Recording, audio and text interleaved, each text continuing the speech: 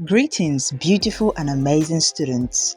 I welcome you all to CIAY Wednesday Sunday class and quiz. This is week 2. I hope you learned a lot from our tutorial on week 1. So this is week 2 and we are diving deeper and deeper into the topic graphic design. And today we will be talking about elements and principles of design. So let's get started.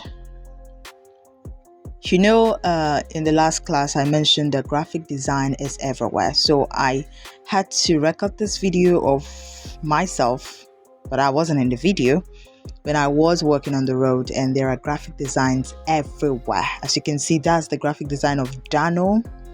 Also, there's another brand. See this brand that is into accessories, laptops. Graphic design is everywhere. So as a graphic designer,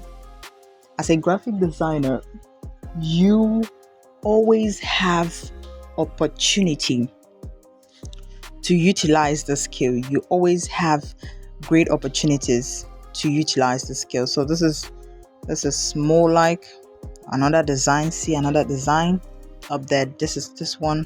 I zoomed it in. I think it's for a church event. Then this is a graphic design in a shopping mall. So there is no place a graphic designer is not needed. In a shopping mall, in a police station, in a church, for personal businesses, big companies, for banks, you are needed everywhere. So this is why you need to take this seriously.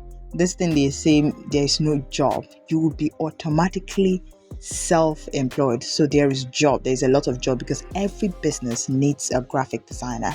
And that is why we are coaching you on these sessions, so that you will be professional, because it's not just about being a graphic designer, it's about knowing the craft and being able to execute.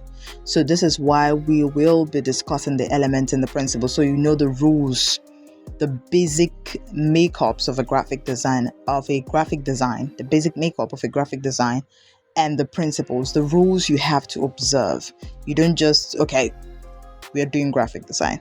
There are things you need to put in place for you to create something excellent that will explicitly pass across the message you want to pass across. Because if a brand employs you to do a graphic design and you do not obey this principle, it's unlikely that you will pass across the message that the brand intends to pass across. So there are things you need to put in place. What is the best color that will communicate this? Because color has its own psychology, which is something you will understand as we go forward. What is the best color? For example, when you're talking about an agricultural brand, the brands that are into farming.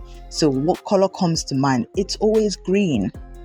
When you talk about health, you think blue, white, something that communicates purity, even green as well. So as we advance, you will understand how these things work together. You don't just put any color. Any color doesn't just work. But if you know how to apply these principles, you can be able to accurately pass across every brand's message and also help them to get customers. So now you see how you're important. You are very important to every brand's growth, because just like you saw the video of myself working on the road, and you saw a lot of them, like graphic designs are covered up everywhere. So you see the very core. This is very important. So if you know how important this is how you take it serious. Graphic design is everywhere. So you are needed everywhere. So let's dive in. Elements and principles of graphic design. So design is both an art and skill. Whether you are designing a social media post, drawing a comic, painting a mural, or decorating a room, there are building blocks and rules that help you create beautiful and effective work. These are called elements and principles. So it's trying to be vast here. So it's not just about graphic design now, it's about interior design, it's about drawing. So every of these things have their own rules and principles. So you must observe them. So let's go ahead. So what are these elements? So think of these as tools every designer has. Understanding how to use them is the first step of becoming a great visual artist or a designer. So you can either call yourself a graphic designer or a visual artist. So understand, these are your tools. So these elements are your tools. So understanding how to use these tools is the way to go. So we'll start with lines. So a line is the most basic design principle. It is a continuous mark made on a surface by a moving point. So this is a line, like under the part one elements of design, you see the underline there. Underline, you also see the underline. So this is a line. It can be straight line, can either be straight, it can be curved, thick, thin, dotted, zigzagged, or even implied. So as we go further by practice, you will also understand how these things work. So lines help you direct attention. So just like I've underlined these two things, these 2 points on the page, you see that your attention are on elements of design and lines because they were underlined. So when you underline something, they lay emphasis. They show that, okay, this is important. This is what we are talking about. This is the subtopic or the head topic. So it helps give direction, divide space, create patterns, and form shapes. Types of lines: there is vertical, horizontal, diagonal, and curved. So number 2 is shape.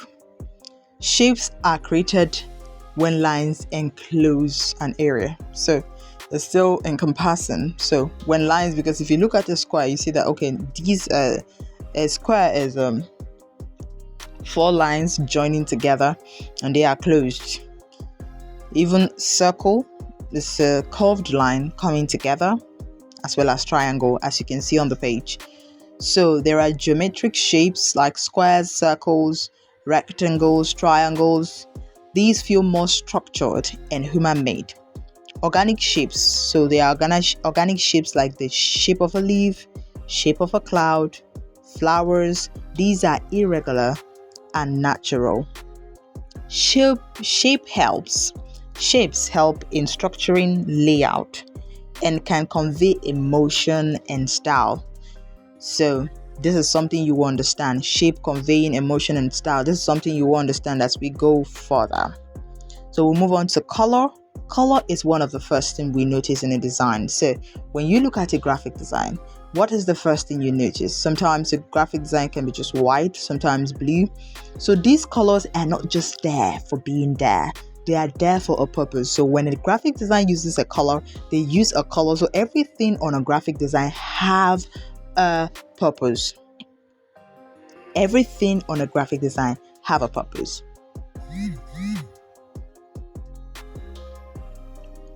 So color is one thing we notice. It can set the mood, draw attention, express the emotion. Primary colors like red, yellow, blue. Secondary colors like orange, green, purple, created by mixing 2 primary colors. Warm colors, red, orange, yellow, evoke energy and passion. Cool colors, blue, green, purple, give calmness and professionalism. So as we go further, we understand how this is the image you see beneath is a color wheel. As we go further, we understand how the color wheel works and how you can apply it to your graphic design to achieve the best. Texture. Texture refers to the surface quality of an object, how it looks or feels. Remember, we are talking about the elements of graphic design. It can be actual, touchable, like fabric or wood, or visual, like a photo of cracked earth. Texture makes a design feel real, tangible, and rich. So as you can see on this image, you can see the first image there is the texture of a wall. The second one is of a rumpled paper, and the third is of a fabric. So these have a way of adding depth to your design. It has a way of adding depth to your design. So as we go further, we understand how you can use it to achieve the best. So sometimes when a design looks very plain and very bare, we employ the use of texture. So maybe, for example, you're designing something for a brand that is into furniture. So instead of using a plain white background, you employ the use of a texture, a background that has the texture of a wood. So as you go further, we'll understand, how do we get these backgrounds? How do we get these texture? Where do we download them from to use them? So as we go further, so stay tuned, there's a lot to learn. So space, as you can see, there is a whole lot of space on this graphic design. And on all the slides I've been creating, you will see that the whole space is not covered up. Reason is that when you cover up a design space, you tend not to communicate properly. So it's just everywhere. For example, on your notebook, if you write and write and write, for example, we were told that if you write a word, you give space to write another. So these space make it readable and understandable. So now, space as well as you do and observe in your note. Like there are some places they say, do not write on this margin.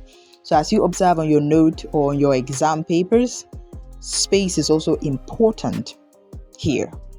Space is the area around and between elements in a design. It includes positive space. The positive space is the object on the design. Where the design is, like where the objects you used on a design is the positive space. And the negative space is the empty background, as you can see on this slide. Some below it is empty. So this is called negative space. Good use of space can make your design look clean, balanced, and professional.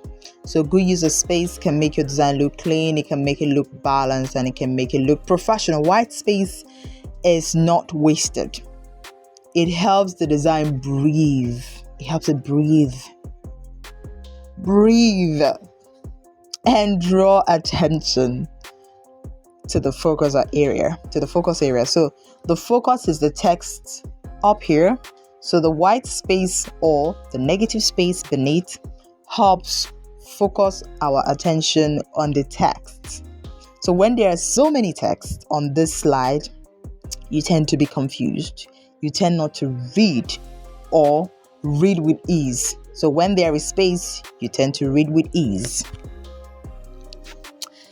So we are getting there. We're moving. So now we are in form. Form refers to three-dimensional objects or the illusion of 3D in a 2D space. It gives depth, it gives volume and realism to designs. Forms can be geometric, like cubes, spheres, or organic, natural, and irregular. Designers use form to create focus, contrast, and a sense of realism or abstraction. So we talked about 3D and 2D, forms. So the first shape you see that is red in color is in 3D because it has both width, height, and depth. Okay, making the form, the cube form, look touchable and real. While the other shape, on the other hand, is 2D. It is flat. And only has width and height. So we move over to typography. Typography is the art of arranging text. It involves choosing fonts, adjusting spacing, and organizing text to make it clear, attractive, and impactful. Good typography improves readability, sets the tone, and communicates a brand's personality. It is a key element in delivering effective message or in delivering a message effectively. So font is something that is very important. So as we go further, we understand, okay, how do I get fonts and how do I install fonts into my, app, into my phone and utilize them. Every font has what it communicates. So like we can see beneath, we see the different style or different typography. We see the first one, which is a calligraphy. The next one is also a corporate font. And the last font style of font we see there is corporate as well, but it is a thin version.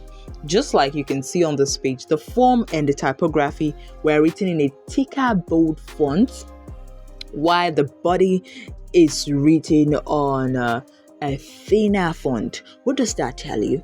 The form is the subtitle, just like in your note. The topic of the day, maybe it's maths, and you are to be taught algorithm, and you write it boldly on the top, and then other things like the notes and everything you have to copy will now be more slimmer and more tinier. So are you seeing that the way you copy your notes is also the way it works here? So now there's a bigger one and there is a tinier one. So the bigger one implies, okay, this is the topic, and the tinier one represents this is the subtopic. So let's keep going. So now we are in the principles of design. So this is the rules you have to observe for you to make a graphic design better. So if you understand this thing, so we're not diving into the practicals first. I want you to understand the theory aspect of this so that when we dive into this, it will be easier for you to understand. And in no time, you will be called a graphic designer. The principles of design are like the rules or guidelines that help you put the elements of design like lines, shape, colors, etc. together in a way that looks good and makes sense. Think of them as the recipe for using the ingredients, elements of design. So this is recipe. When you talk about recipe, you talk about guidelines, okay, for using the ingredients. The ingredients are now the elements that we just talked about: the form, the shape, the texture, the lines. So these are the ingredients, and then you need to know how to use these ingredients. That is why principles of graphic design is here. So let's get into it. So the first one is balance. Balance is how things are arranged in a design so that it feels stable and even. Symmetrical balance. Both sides look same, like a mirror. So as we go further, you understand what I mean by balance. Then there's asymmetrical balance. The sides are different but still feel balanced. Then we have radical balance. Elements are arranged around a center point, like a flower or a wheel. So we move over to contrast. Contrast is the difference between elements. It helps make things stand out. Just like you can see on the slide, the background is white and the text is black. Imagine if the background is white and the text is white. You won't be able to see the text. Do you understand what contrast is now? So contrast makes elements on a graphic design stand out. And when they stand out, you can be able to read and understand what the design is about. Example, light versus dark colors, light versus dark colors, then big versus small shapes. Big versus small shapes, thick and thin lines. So these variations help make your graphic design. So when everything on your graphic design is the same size, the same font, you will make it difficult. So if you can go back to the former videos I showed you and you see the graphic designs I showed you, you will see that there is a bigger text and there is a smaller text. There is one you can see from afar and there are ones you will have to come closer to see. There is a purpose and there is a reason for that, and it's called contrast.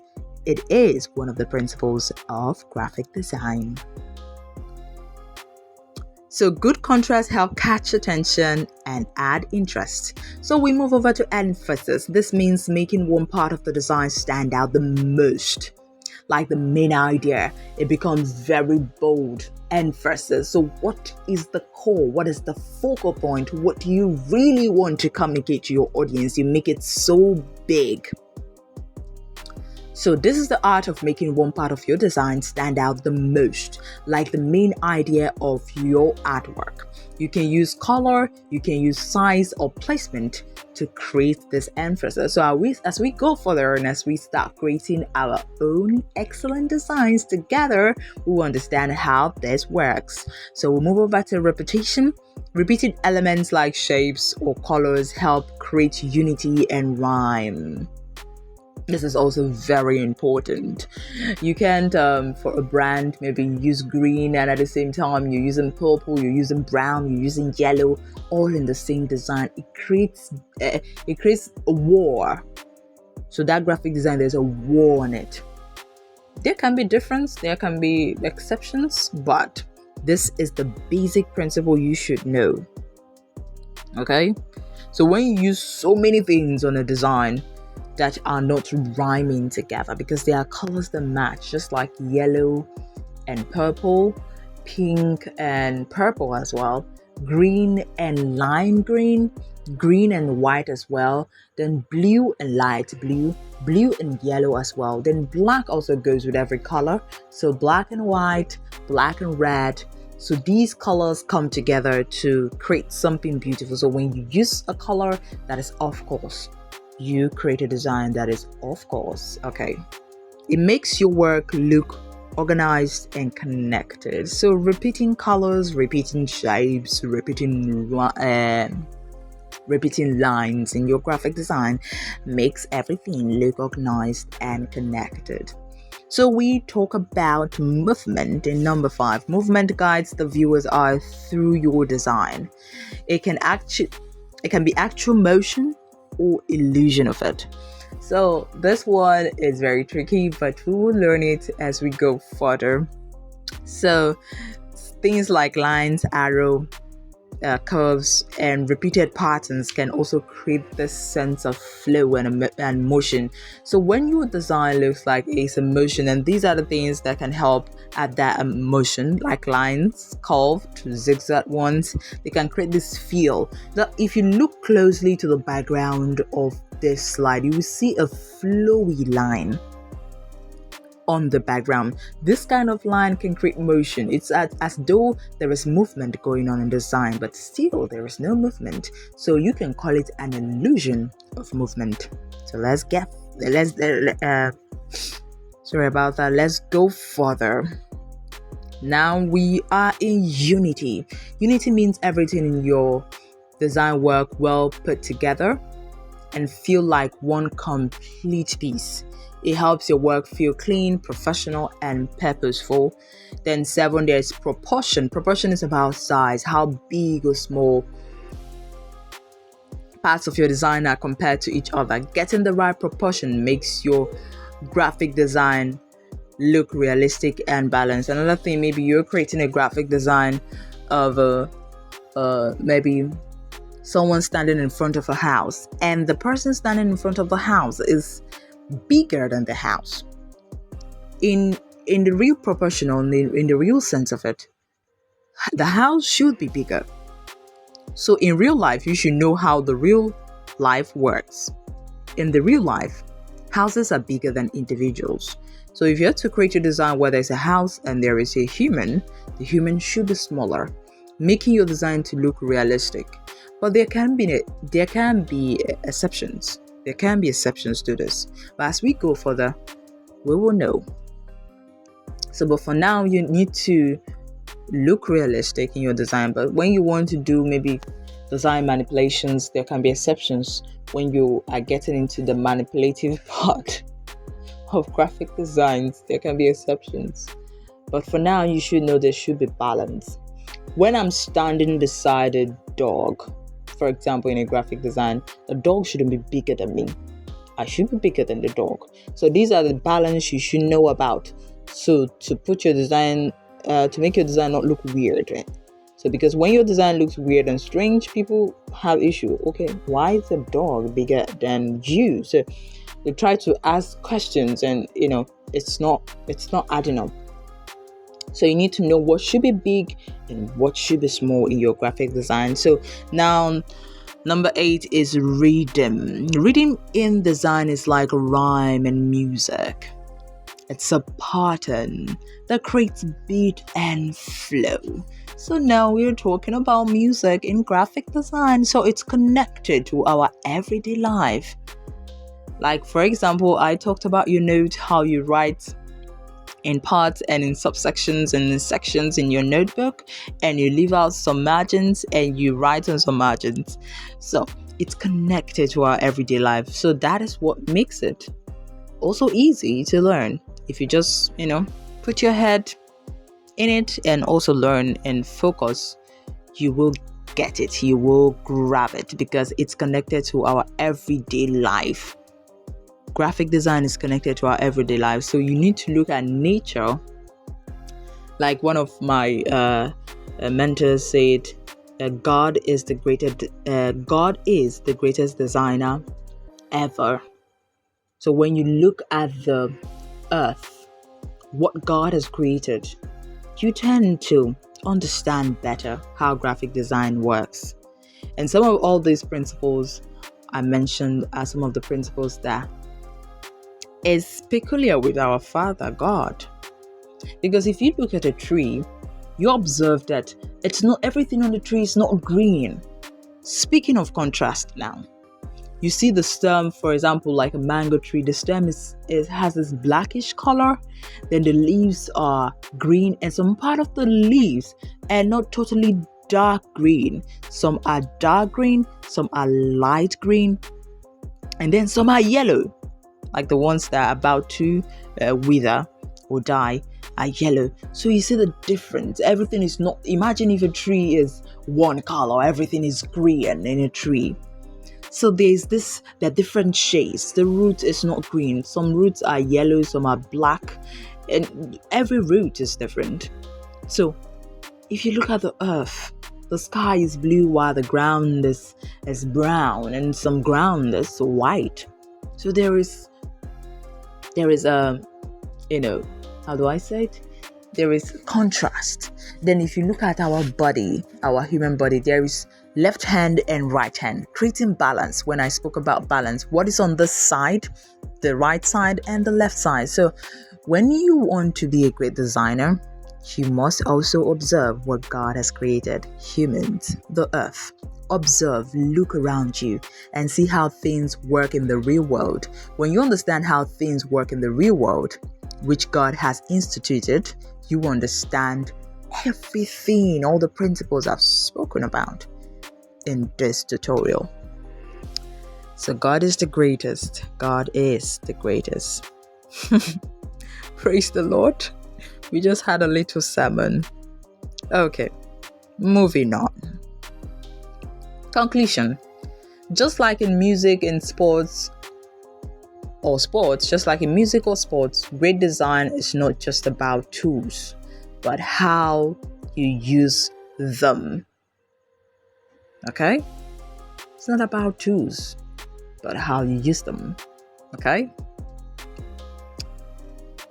Mastering both the elements and the principle of design helps you create powerful, beautiful, and effective artwork. So this is very important. This is very fundamental. Okay. The last tutorial on week 1 was more like an introduction. So now we're getting deeper. And so when we kickstart with working with our smartphones and also creating designs, this is what she used here. I understand this one. You see?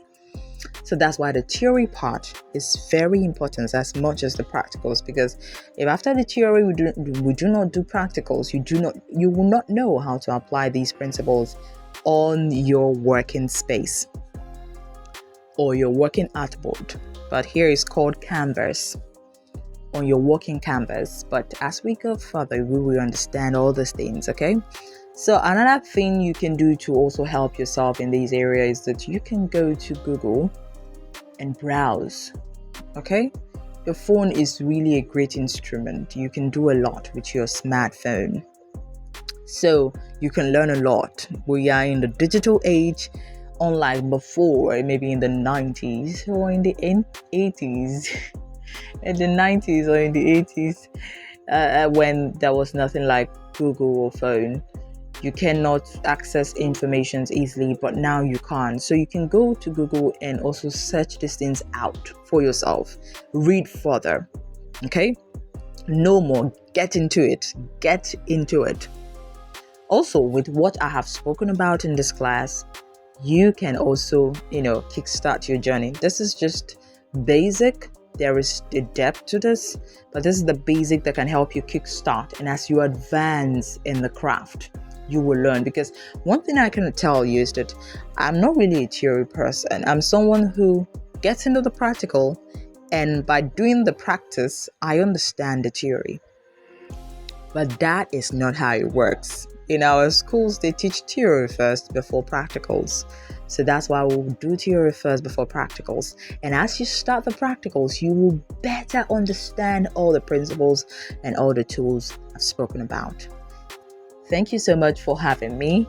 Do have a wonderful day and stay tuned. Also watch every part of the video carefully for Sunday quiz. So stay tuned for Sunday quiz. Bye.